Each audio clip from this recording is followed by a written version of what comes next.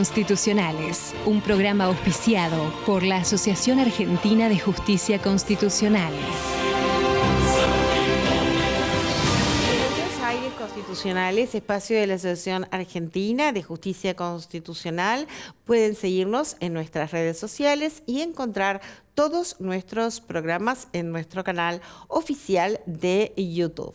Hoy estaremos tratando el tema de fideicomiso inmobiliario en las relaciones de consumo, la reparación plena, vinculado a los artículos 42 y 17, 42 de relaciones de consumo, las garantías constitucionales, así como también el artículo 17, la garantía del derecho de propiedad de nuestra Carta Magna.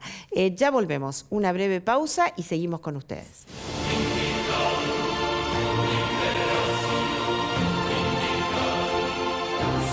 Muy bien, y aquí seguimos en aires constitucionales en las relaciones de consumo. Estaremos tratando este tema con el director de nuestro Instituto de Derechos del Consumidor, el doctor Flavio Lowenroser, que también es director de la revista electrónica en la materia de lial.com. ¿Cómo estás? ¿Cómo te va, Claudia? Muchas gracias por la invitación y siempre digo lo mismo, por tratar un tema tan importante como son las relaciones de consumo y muchas veces olvidado.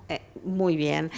Vamos a presentar al otro invitado de hoy, nuestro invitado especial, el Nicolás Tauber Sanz, que es abogado y docente de Derecho Constitucional de UBA y también miembro de nuestra asociación. ¿Cómo estás, Nicolás? Muy bien, muchas gracias por la invitación. Es un honor para mí estar acá con ustedes. Bueno, bienvenido. El primero de muchas entrevistas que vas a estar con nosotros. Bueno, muy bien. Entonces, ahora vamos a tratar este tema. Hay un fallo en referencia, si quiere anticipar el tema, Nicolás, y ahí vamos desarrollando el tema. Bueno, este año, hace un mes más o menos, la Justicia Civil dictó un fallo bastante relevante en un tema bastante también litigioso y controversial, que es el fideicomiso de consumo inmobiliario al costo.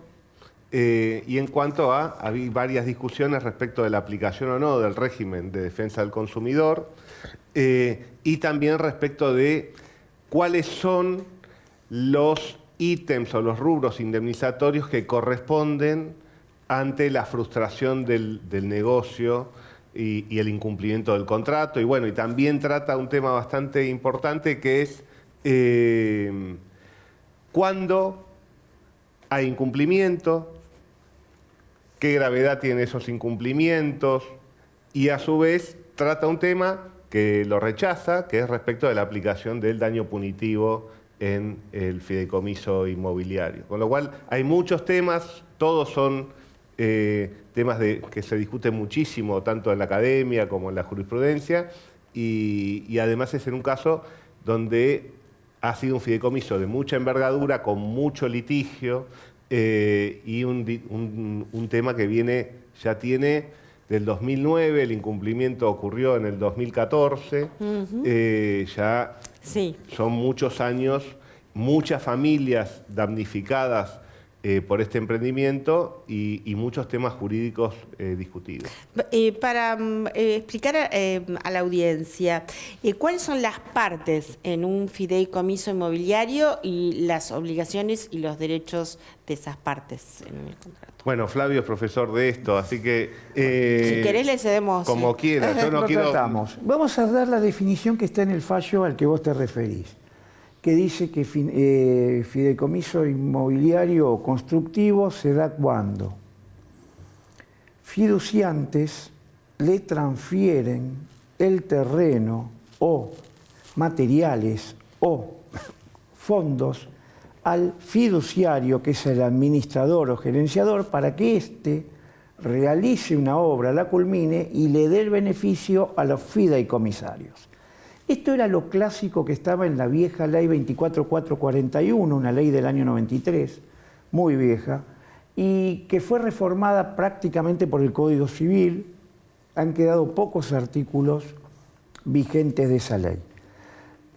Pero es muy claro lo que es un fideicomiso, porque es importante explicarle a la gente Claro. lo que es un fideicomiso. Hay Porque tres eso es como partes. una palabra muy técnica también. Fideicomisarios, que son los beneficiarios, las personas que van a recibir la propiedad. Sí.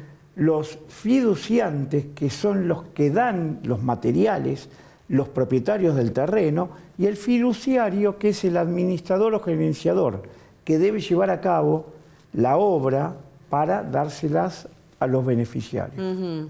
Es importante que tengamos en cuenta que es un triángulo, son tres. Son tres, bien. Muy bien. ¿Y cuáles serían, en líneas generales, los derechos y las obligaciones de estas partes? Bueno, ¿Se puede, así como sí. introducción o...? Sí, rápidamente, así después el doctor Sí, ahí ya vamos al caso. Precisa el caso. Sí. Pero rápidamente podemos decir que la responsabilidad mayor es del fiduciario, que es quien, si vamos al fútbol, es un pivot, es el que debe hacer todo, el que gerencia, construye y entrega. Es la cara visible. Y como en materia de derecho del consumidor se aplica el 40, que toda la estructura comercial, elaborativa y distributiva del producto es responsable, el fiduciario es responsable. Después vos tenés los fiduciantes, que son quienes dan los materiales, quienes Sí. dan los fondos. Sí. Bueno, obviamente que también tienen una responsabilidad los fiduciantes.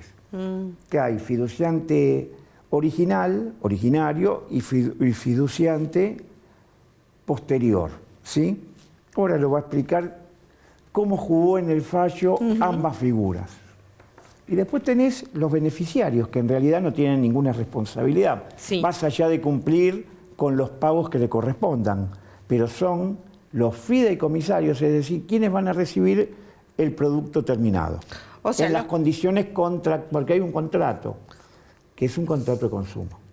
¿Sí? Exacto, ahí está. O sea, el consumidor es el fideicomisario, Sí, el beneficiario.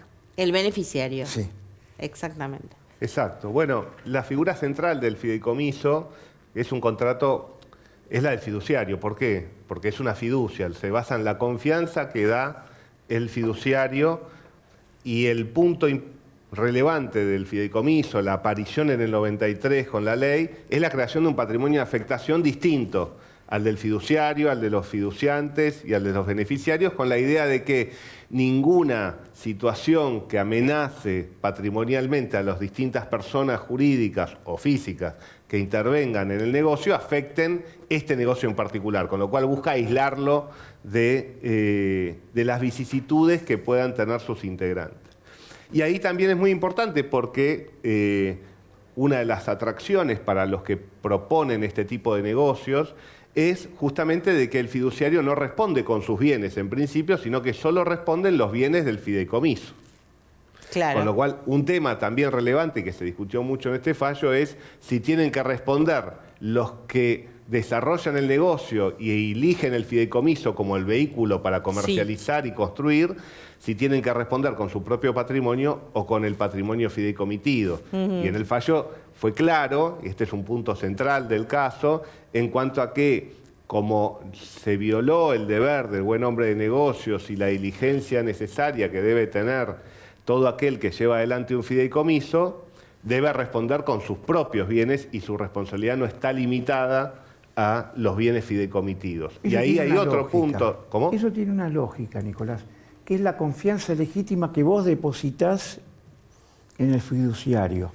¿Por qué? Porque vamos al 40, de la 24240, y el 40 te dice quién pone su nombre o su marca en el producto. El fiduciario pone su nombre y vos vas porque está el fiduciario. Así es. ¿Sí? No importa quién, pero el que te resalta la contratación es el fiduciario. De ahí a que no pueda limitar su responsabilidad. El sujeto que genera confianza en Claro. los beneficiarios, Sí. llamados beneficiarios, que bueno, en este caso de beneficiarios no tuvieron nada. Sí, por contrario. Al contrario, fueron perjudicados.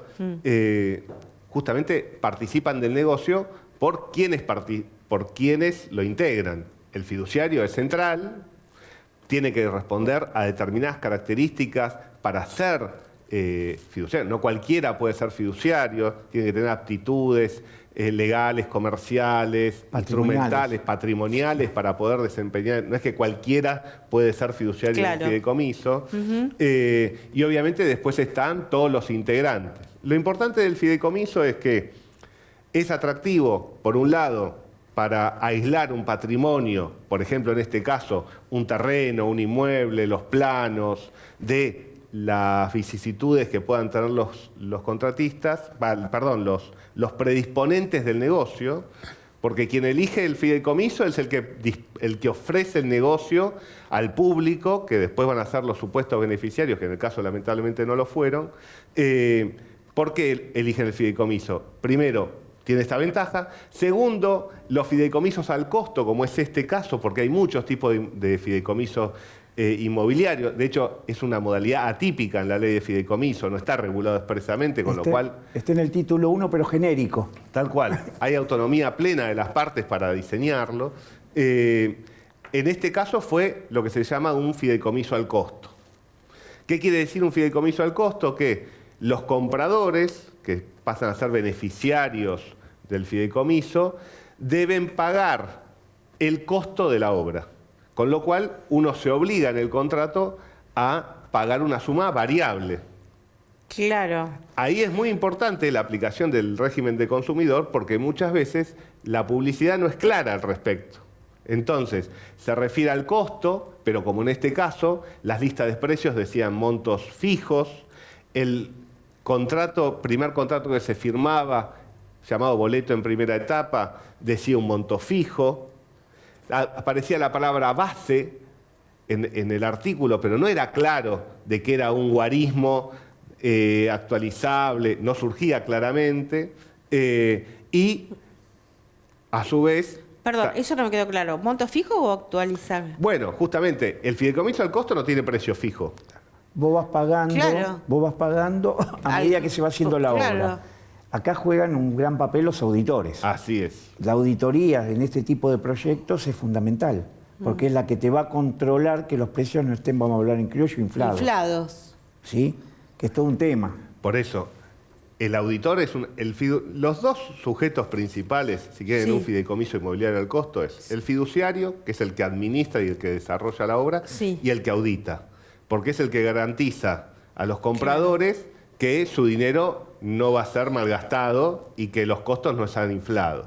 Eso, Nicolás, me imagino entonces que si no estaba claro, esto habrá sido uno de los puntos que en materia de controversia, ¿no? Totalmente. Este fue uno de los puntos, no para sostener que hubiera un monto fijo, sino para hablar del incumplimiento de la Ley de Defensa del Consumidor en los términos de la oferta, trato digno, información confiable. Claro. Publicidad que sea veraz y cierta, artículo 8, Así es. que no sea engañosa, porque si vos pones un precio fijo y después decís que este variable de fideicomiso, los precios no son fijos, tenés una publicidad engañosa. Y en sobre los todo- términos del 8 y del 1102 del Código, Y y, esa- del 8 de la 24240. Y esa publicidad engañosa, en el caso, se entrecruza con la denominación de los instrumentos. Por ejemplo, los adherentes firmaban boletos. Un boleto es un boleto de compraventa, ese es el conocimiento y la utilización normal.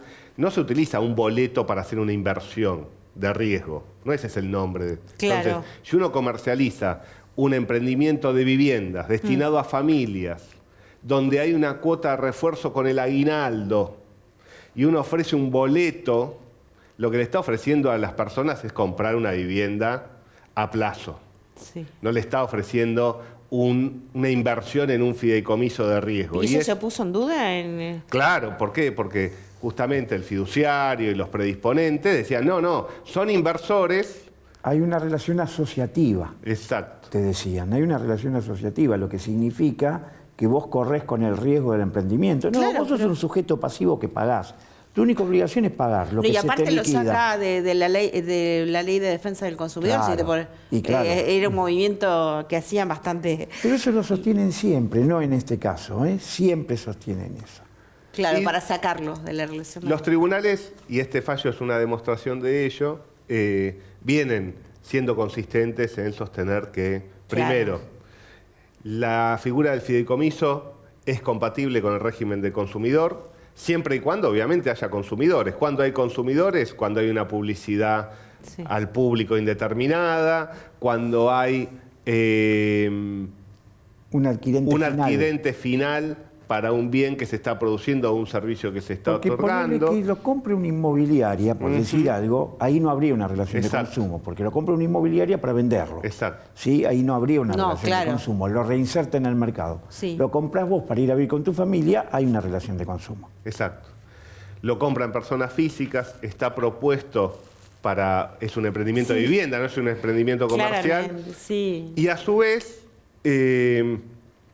hay una parte, y eso lo marca bien el fallo, porque el corazón del régimen del consumidor es que hay asimetría entre las partes contratantes. Entonces, cuando hay una parte fuerte, predisponente, que dispone todo el plexo contractual, que maneja económicamente el proyecto, que determina el precio, que impone su voluntad en todo, y el sujeto que entra, el beneficiario, lo único que hace es adherir a un negocio predispuesto, no hubo ninguna negociación, con lo cual hay una parte débil y una parte fuerte, y ese es el corazón de la aplicación del régimen de consumidor como un régimen de protección de sujetos vulnerables. Acá se dan los 4 fenómenos.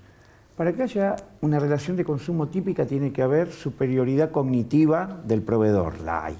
Es muy técnico la prestación, la hay. Superioridad operativa, ¿quién establece las condiciones operativas del servicio? El prestador, que además establece el monto, que además establece la ubicación del inmueble. Después tenemos la superioridad técnica, el conocimiento técnico es claro, y superioridad patrimonial. Entonces se dan los 4 estamentos básicos para que haya una relación de consumo típica. La superioridad cognitiva, técnica, operativa y patrimonial. Sí. Frente a un sujeto débil, mal llamado en este caso beneficiario, como se dio el resultado, ese sujeto débil es un sujeto que acá, en el marco de este contrato, y vamos a usar una palabra que por ahí no sea la correcta, pero de adhesión, adhiere. Así adhiere. Es que de hecho son contratos de adhesión. Boleto de adhesión se llamaba en el caso concreto, con lo cual más evidente e imposible. Y bueno, y la aplicación del régimen del consumidor, amén de que hay otras razones, tiene un efecto muy concreto respecto de la responsabilidad de los demandados en este caso. ¿Quiénes son los demandados? El fiduciario, los fiduciantes, el auditor y el comercializador concreto del negocio inmobiliario, en este caso una inmobiliaria.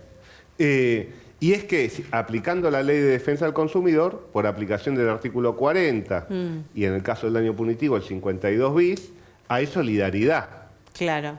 Entonces la deuda no es mancomunada, sino que es solidaria. Todos responden por el todo ante en este caso los beneficiarios compradores.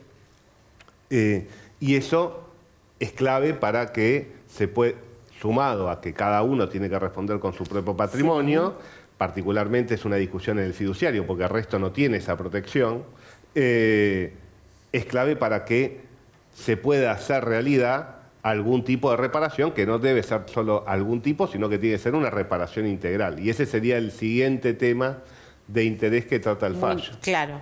Bueno, si lo podemos desarrollar, entonces la reparación integral de los supuestos beneficiarios, ¿no? Porque sí, tengamos en cuenta que en este caso todos los supuestos beneficiarios son familias que compraron en este emprendimiento para irse a vivir ahí o en la mayoría de los casos era primera vivienda. Claro, gente además voy a hacer no un pudo. destaque. Toda esta gente goza de algo, de lo que se llama ignorancia legítima. Así es. ¿Sí? El Fuero Contencioso Administrativo, en los primeros años de la 24240, consagró el principio de ignorancia legítima. El consumidor, principalmente la sala 2, el consumidor se encuentra en una situación de indefensión frente a aquel que desarrolla técnicamente cuestiones específicas de naturaleza técnica, académica o científica. Es el caso. Hay que ser un gran especialista para saber sobre estos contratos. Absolutamente. Y es importante señalar que esta ignorancia legítima no es derrotada o destruida simplemente porque el consumidor sea profesional. Porque ser profesional no te hace ser un experto en fideicomiso financiero, en construcción, en cash flow de un emprendimiento. Claro, es casi un híbrido, ¿no? La especialidad ahí, sí. Claro, tampoco ser Hay un muchas martillero. cosas, sí. Vos sos abogado martillero y no conoces el tema. Exacto. Sos médico, sos oculista y no sabés de temas de gastroenterología. Sería lo mismo. ¿Sí? Cada uno tiene su especialidad. Pero además volvemos a lo que dije antes, la superioridad operativa. Quien establece todo el trayecto comercial es el prestador, en el caso el fiduciario, que es la figura central del fideicomiso, es el administrador. Así es. Bueno, en cuanto a la reparación hay varios rubros. Por un lado, obviamente, está el rubro del reintegro de lo pagado. Lo que pasa que en este tipo de casos, el reintegro de lo pagado, los intereses no generan la pérdida de valor de la moneda entre el 2009 y el 2026. Es de público conocimiento, no hace falta decir absolutamente nada. Con lo cual ahí hay un punto es que abarca todos los rubros el carácter de deuda de valor. ¿Tá? En el fallo no se mete en ese punto en el reintegro y reintegra las sumas a valor histórico con intereses. Pero sí, cuando trata el daño emergente... ¿El interés cuál sería? Tasa activa en este caso para esta deuda. Bien. Luego sí actualiza y toma como deuda de valor el resto de los ítems. ¿Cuáles son? Daño emergente, daño moral y daño punitivo. Concede daño emergente, concede daño moral y rechaza el daño punitivo. En el daño emergente reconoce o pretende reconocer el valor integrado por los compradores. Ahí hay una discusión respecto de si está bien o mal resarcido o contemplado ese valor, pero pretende reintegrar el valor para posicionar al sujeto, al comprador, en las mismas condiciones que tendría si hubiera cumplido sus obligaciones el fiduciario y los demás demandados. Con lo cual, en este caso, que estaba prometido, diseñado el negocio, para que al momento que se entró en mora estuviera pagado el 60% del inmueble y entregada la posesión, la discusión es si el valor de ese resarcimiento tiene que ser igual al 60% de un valor de un bien igual al adquirido o es menor. El fallo dice que corresponde que sea menor el resarcimiento y eso será materia seguramente de litigio. Reconoce daño moral, ya no es una discusión, pero los que tenemos algunos años se discutía mucho respecto de si... Daño moral contractual. Exacto. El 522 del viejo código. Así es. Que lo reducía. Los que estudiamos con el Código de Vélez sabemos esas discusiones.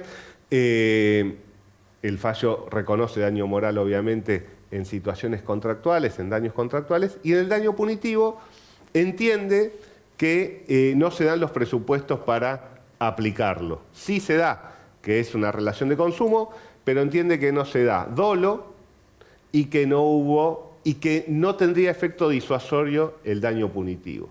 Y en esto me permito, es la parte quizás jurídicamente más discutible o criticable del fallo, porque el propio fallo determina que el fiduciario y el resto de los demandados subvaluaron el emprendimiento un 22,8% para hacer más atractiva la oferta al público. Y si hay una definición de dolo, es esa, es subvaluar el costo, o sea, el precio para hacer más interesante la oferta y que entren más compradores en el negocio. Vos decís que usaron el precio de anzuelo. Exacto. Vamos a hablar de palabras criollas. ¿Cuál es tu opinión en este sentido del daño sigo punitivo? Con el tema del daño punitivo, que los jueces interpretan extra ley. Usan palabras que la ley no dice. En ningún momento el 52 bis dice que tiene que haber dolo o culpa grave. Dice mero incumplimiento. Ahí se termina la discusión. El dolo o la culpa grave será para merituar el quantum, no para determinar que haya daño punitivo. Son dos cosas totalmente distintas. Con respecto al daño moral, sí creo que hubo una mortificación especial. Hay una mortificación, en este caso es extrema. No tenés donde dormir, es extrema. ¿Se entiende? Ya tenemos que cerrar, ¿lo dejamos cerrar entonces? Sí. A ver. No, simplemente es un fallo muy interesante, muy importante para los que seguimos el tema de relaciones de consumo, contratos de adhesión, fideicomisos inmobiliarios, y parece un fallo que va en un sentido correcto, más allá de las discusiones que se puedan disparar a través de él. ¿Cuál es la enseñanza que nos deja Yo creo que el fallo es bueno. y consejo para los consumidores en este tipo de contratos? Mira, yo creo que el estamos fallo diciendo es muy que son bueno. complejos. Vamos a darlo en 40 segundos, o menos. El fallo es muy bueno porque No, pero un considera consejo a los consumidores, Flavio. porque esto yo una creo- relación de consumo, Sí. que es liminar. Consejo a los consumidores, Sí, analizar el contrato por un especialista en el tema. ¿Sí? Analizar el contrato por un especialista en el tema. Son temas muy complejos, como dijo recién Sí. el doctor, el tema del cash flow, el tema de lo actuarial respecto al valor de la cosa, hacerlo analizar por un abogado especialista en el tema fideicomiso. y hasta por un actuario. ¿Sí? Son Ajá. temas de una complejidad donde vos jugás todo tu patrimonio. claro que ¿Sí? sí. Yo lo haría, y conociendo los temas legales, yo lo haría revisar por un actuario. Bien, bien, perfecto. Bueno, va este consejo entonces para los consumidores. Muchísimas gracias por la presencia No, de ambos, al contrario, Flavio, muchas Nicolás, y los despido hasta un próximo encuentro. Gracias. Muy Muchas bien. Hasta el próximo programa, entonces, como siempre, aquí en Metro.